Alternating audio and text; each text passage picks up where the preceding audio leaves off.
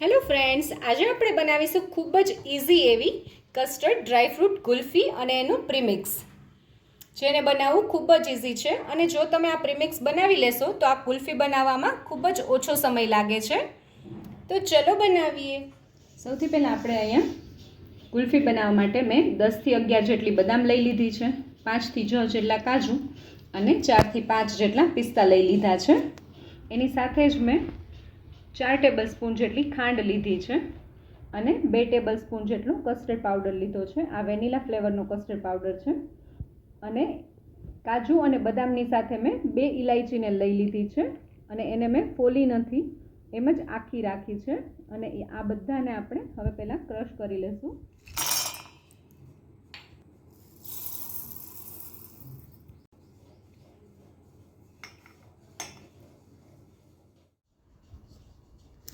તમે જોઈ શકો છો બધી વસ્તુ સરસ રીતે ક્રશ થઈ ગઈ છે. આને તમે કોઈ પણ એરટાઇટ કન્ટેનરમાં ભરીને સ્ટોર કરી શકો છો ફ્રીજમાં 6 થી 7 મહિના સુધી. તમે આવી રીતે જો મિક્સચરને રેડી કરીને રાખશો તો પછી તમારા માટે ગુલ્ફી બનાવવી ખૂબ જ ઇઝી થઈ જશે. બસ તમારે આ ગુલ્ફીના પ્રીમિક્સને ફક્ત દૂધમાં એકદમ સરસ ઉકાળીને પછી એની ગુલ્ફી જ બનાવવાની રહેશે. તો હવે આપણે પહેલાં ગુલ્ફી બનાવી લઈએ. હવે સૌથી પહેલાં આપણે એક પેનમાં થોડું પાણી લઈ લઈશું, જેથી કરીને તળી આપણું દૂધ ચીપકે નહીં. અને એ વાતનું ખાસ ધ્યાન રાખવાનું કે કાંઈ બી દૂધની આપણે આવી આઈટમ બનાવીએ ત્યારે જાડા તળિયાવાળા વાસણનો જ ઉપયોગ કરવાનો. હવે આપણે એમાં દૂધ લઈ લઈએ.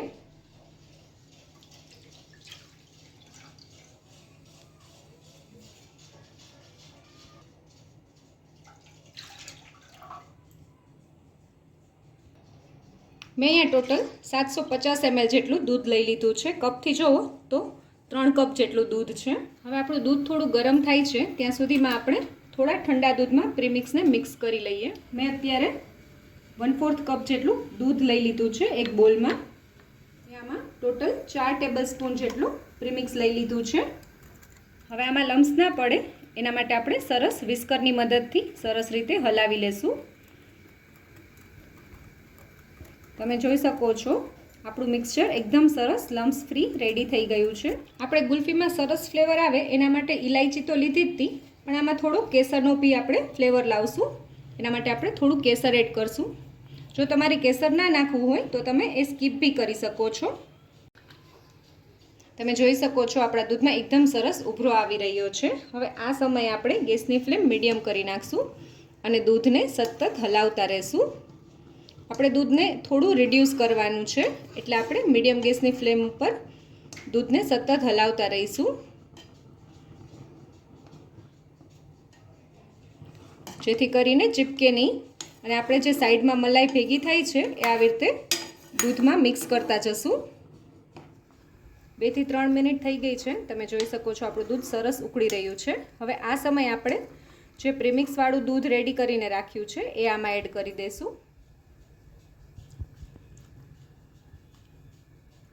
આપણે થોડું થોડું દૂધ એડ કરવાનું છે અને હલાવતા જવાનું છે, જેથી કરીને આમાં આપણે કસ્ટર્ડ પાવડરનો યુઝ કર્યો છે તો એ તળિયે ના ચોંટી જાય.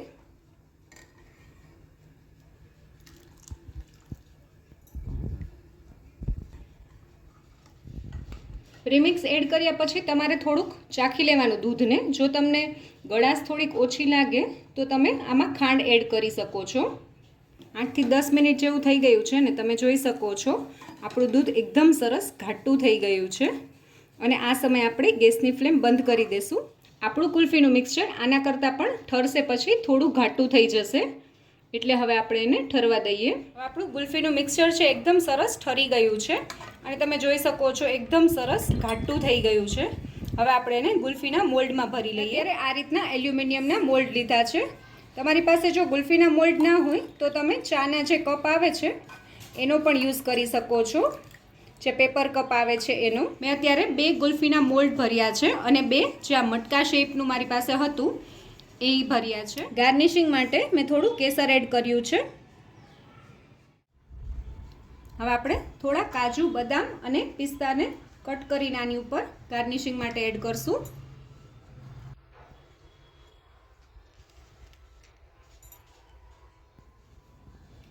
અને હવે આપણે આને ફ્રીઝરમાં મૂકી દઈશું. હવે આપણે આને ફોઇલ પેપરથી કવર કરી લઈએ. તમારી પાસે જો ફોઇલ પેપર ના હોય તો સાદા પ્લાસ્ટિકનો તમે યુઝ કરી શકો છો અને પછી એને રબર બેન્ડ લગાવી દેવાની. અને હવે એક ચપ્પુની મદદથી એક હોલ કરી લેવાનો અને આઈસ્ક્રીમની સ્ટીક આમાં નાખી દેવાની. અને એ જ રીતે આપણે આપણા મટકાને બી ફોઇલ પેપરથી કવર કરી લઈએ જેથી કરીને આઈસ ક્રિસ્ટલ ના થાય. આપણે આપણા બે મટકાને એકદમ સરસ રીતે ફોઇલ પેપરથી કવર કરી લીધા છે. હવે આપણે આને ફ્રીઝરમાં મૂકી દઈએ.